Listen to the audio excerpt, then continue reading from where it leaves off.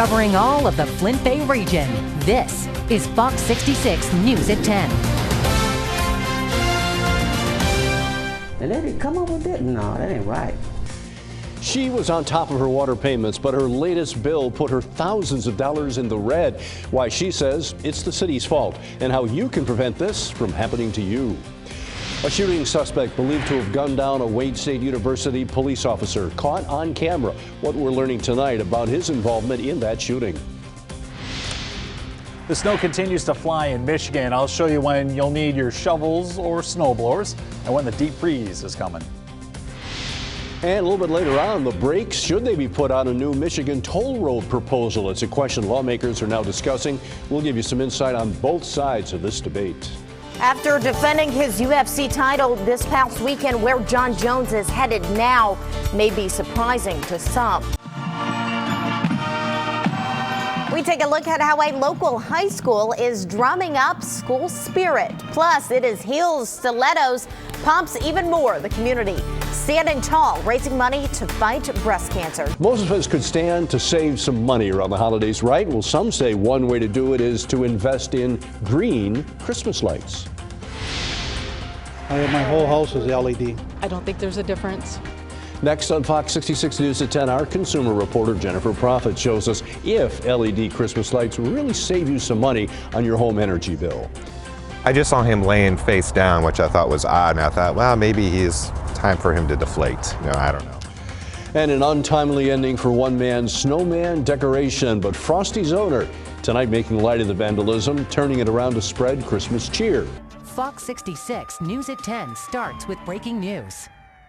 And we begin tonight with breaking news out of Flint. A vehicle into the Flint River and a dive team has been called. Witnesses tell police they saw a vehicle go into the river. Now, police did find tire tracks leading into the water. This is a developing situation. It's happening right now at East 5th Avenue and James P. Cole Boulevard near downtown Flint. Let's go live to Fox 66 reporter Kelly Taylor, who just got on scene. Kelly? Well, Dave, you're absolutely right. We're hearing reports that a car went into the Flint River. And if you just take a look right over here, you can see that crime tape just went up moments ago. And if you can hear, there's a chopper overhead surrounding the area. They're providing light to the crew that's inside the water. Good morning. This is an Action News breaking report. Broome County dispatchers reporting the shooting of a police officer in the area of 32 Harrison Street. That's near UHS Wilson Hospital just after 7:05 this morning.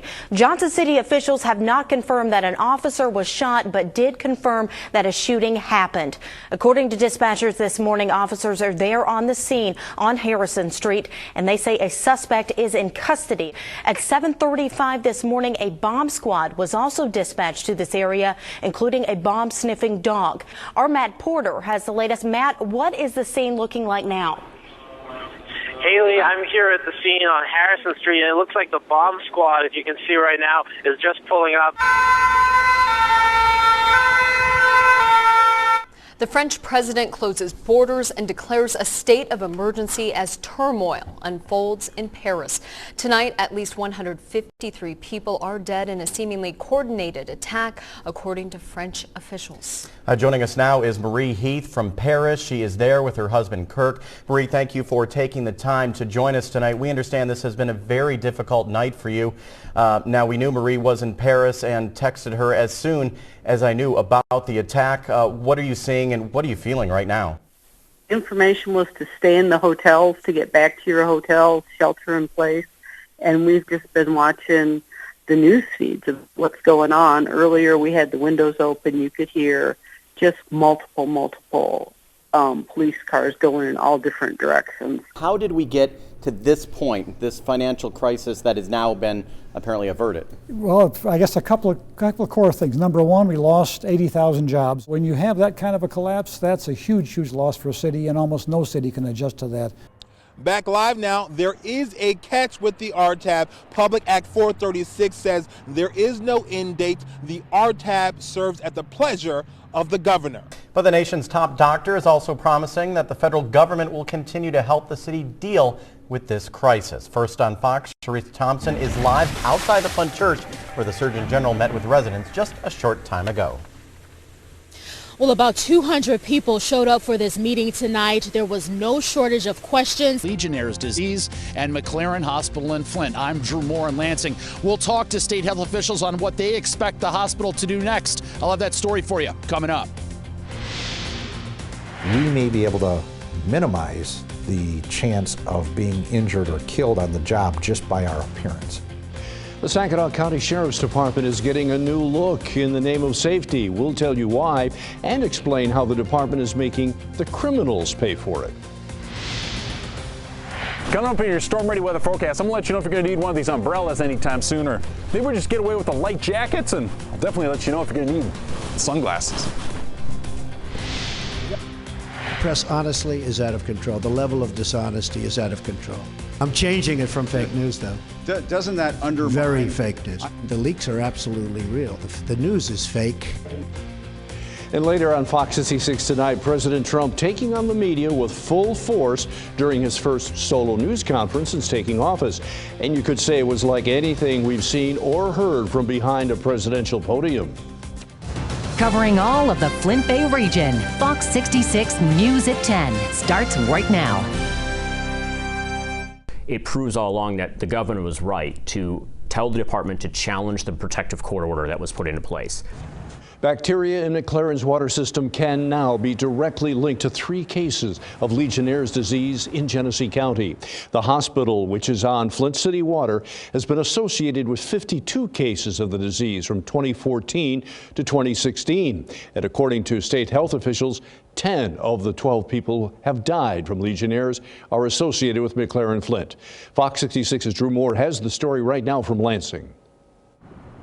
Health officials with the Michigan Department of Health and Human Services going on the record about where at least some of the Legionnaire cases in Genesee County came from. Certainly it is important that we have a scientific link between a water sample taken at McLaren Hospital and 3 Legionella cases. As concerns about Flint water grew, state health officials started looking into the possible problem with Legionnaires at McLaren Hospital in Flint, which they say could go back years. Had the potential indication at the end of December of 2014 that there may be an issue with their internal water system. They had cases linked to their facility in 14 and 15, 2 more again in 2016, as recently as November. The investigation, though, was stopped cold in its tracks in September by a Genesee County judge because of the criminal investigation into the Flint water crisis. Well, it shut down all communication between the Department of Health and Human Services and both the hospital and the county health departments. That order lifted in December, allowing HHS to continue its investigation and make this Legionnaire's link, but months were lost. It proves all along that the governor was right to tell the department to challenge the protective court order that was put into place, that it made no sense for a public health agency to not be allowed to do its job. Health officials with the state of Michigan say they're working hard to make up for lost time. We've issued an order under the public health code that would have originated elsewhere. However, once it's in the facility, it would need the ability to grow and magnify. Like any hospital, they are responsible for treating the water that enters their facility. Now, McLaren Flint has issued this statement. The state provided absolutely no support in 2014 and 2015. Now that criminal charges have been made against several state and city employees and additional indictments are possible, the state is taking an aggressive role in retroactively casting blame for cases it knew about and did nothing about for years.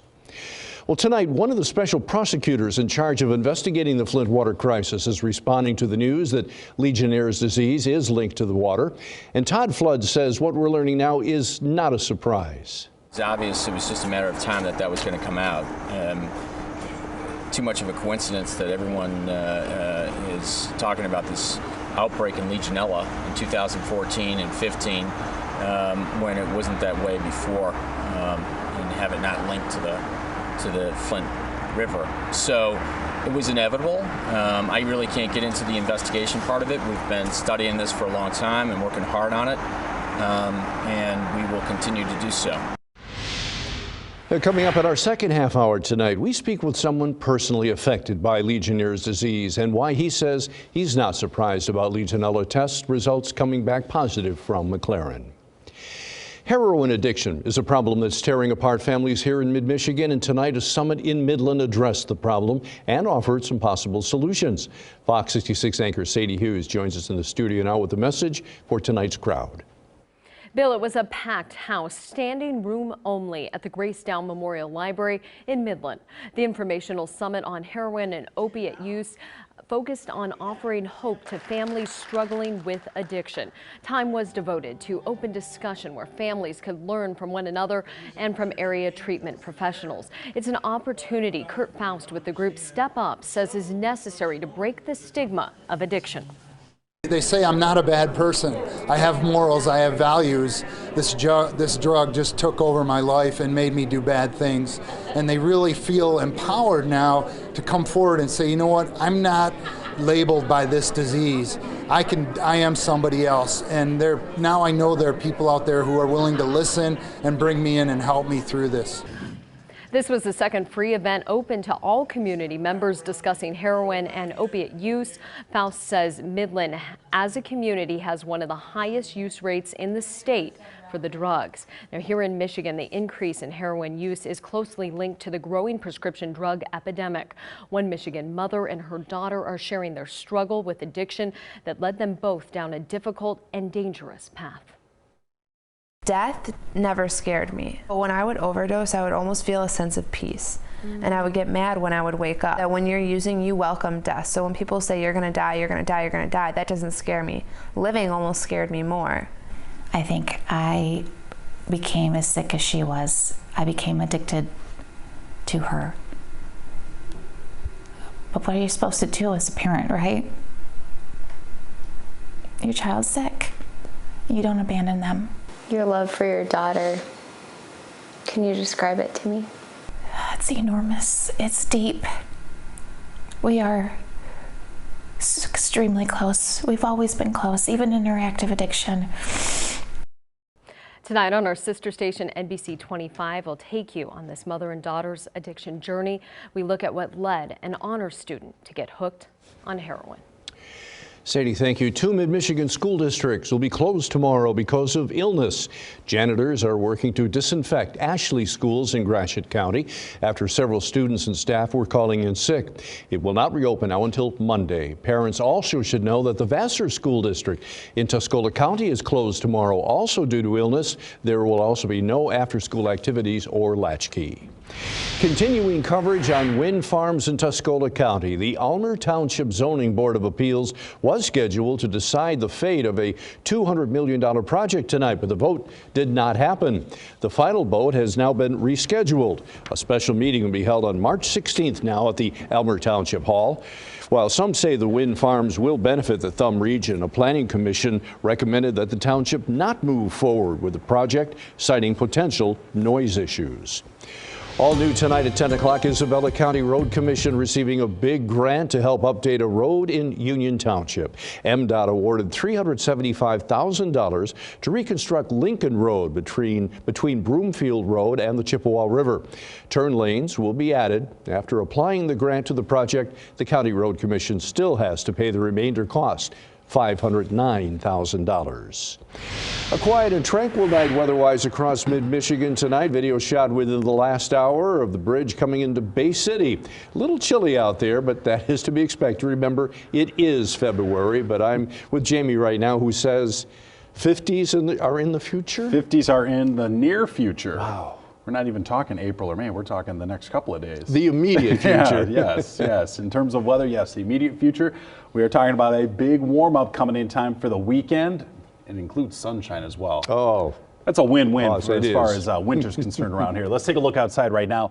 And we have some breaks in the clouds, a little bit of flurry, just clipping places like Isabella County, Gratiot County, very, very light stuff, and right now dry conditions overhead. Those snow showers will stay out of the area for the rest of the night. Temperatures running throughout the 20s. In fact, Mount Pleasant and Alma at 30 degrees right now, Sandusky at 22. And for tonight, most of us end up in those low 20s. We're going to talk about some 50s, maybe even talk about a 60 in that 7-day forecast. Saginaw County Sheriff's deputies are sporting a new look today. Fox 66 anchor Dave Bondi in the studio right now and tells us how officials are paying for these new uniforms. Well, Bill, black is the new brown. You may notice Saginaw County Sheriff's deputies stepping out in new gear this week. The department broke out their black uniforms for the first time on Sunday night, and this was at no cost to the taxpayer. The sheriff says he used drug forfeiture money to help pay for the changes, and the decision to switch from brown to black was partially made because of a study from the FBI that looked into why criminals harm police officers. Psychologically, these criminals thought, if they aren't that well put together, I could probably take them, and they would make an opportunity. I think we pay enough with our taxes, and if they can use that money to do something, you know, like buy their own uniforms, it's fine. Some of those uniforms are still coming in, so you may see a few deputies wearing the traditional brown as those continue to get shipped in and tailor. In the studio, Dave Bondi, Fox 66 News. Thanks, Dave. Experts say certain taxpayers can expect a delay in their refund this year and to be careful of thieves looking to get their hands on your tax return. People get scared because they get a phone call saying you owe us money. Coming up on Fox 66 News at 10 tonight, our consumer reporter shows us what you can expect this coming tax season. And hundreds taking to the streets today in Detroit and across the nation. Later, what their message was to President Trump.